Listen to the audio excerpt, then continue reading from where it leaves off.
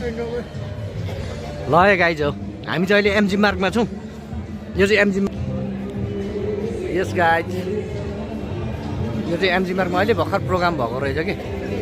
त्यो सकेर हामी चाहिँ यता खिल्चे है मेरो बेस्ट फ्रेन्ड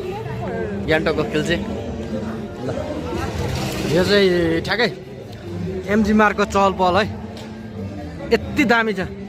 त्यतिकै गीत बन्नेको होइन है गाइजहरू लाग्दैन धुलो गोडाइमा एमजी रोडैमा यति सफा छ है एमजी रोड चाहिँ ल अहिले ग्यान्टोकको ठ्याक्कै एमजी रोड है तपाईँहरूलाई कस्तो लाग्छ है प्रतिक्रिया दिनु होला यति सफा कहिले हुने ल हेर्नुहोस् लाग्दैन धुलो गोडाइमा एमजी रोडैमा ल हामीले ठ्याक्कै एमजी रोड घुम्दैछौँ होइन यो चाहिँ मान्छेको चहल पहल हो एमजी रोडमा चाहिँ एकदम धेरै चहल पहल हुने गर्छ क्या ल हेर्नुहोस् एकदम व्यस्त छ सहर ल हेर्नुहोस् यो चाहिँ एमजी रोड एमजी रोड तर धेरै परिवर्तन भइसकेको छ म आजभन्दा 8 वर्ष अगाडि यहाँ आएको थिएँ 8 वर्ष अगाडि चाहिँ यति धेरै प्रगतिहरू थिएन योहरू थिएन जुन अहिले मैले यो देखाइरहेको छु यो लाइटहरू भएको यो महात्मा गान्धीको उयो रहेछ यो चाहिँ थिएन पहिला अहिले बनाएको रहेछ नयाँ हालचाल है यति सफा अहिले है यो चाहिँ सिक्किमलाई है ल यति धेरै सफा यो चाहिँ महात्मा गान्धी यो चाहिँ नयाँ बनाएर रहेछ है गाइजहरू ओहो एकदम धेरै राम्रो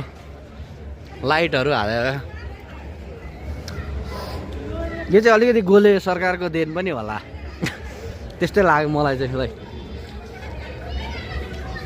फेरि किन लै भन्दैछ भनेर गाइजहरूले सोध्छ होला लै भनेको चाहिँ यहाँको भाषा हो है ल गाइजहरूको लागि यो एउटा भ्लग सानो भ्लग एमजी रोडको ल यस्तो बनाएर रहेछ नि अहिले त एमजी रोड त म 8 वर्ष अगाडि आउँदा चाहिँ यस्तो दामी चाहिँ थिएन अहिले चाहिँ धेरै दामी बनाएर रहेछ ल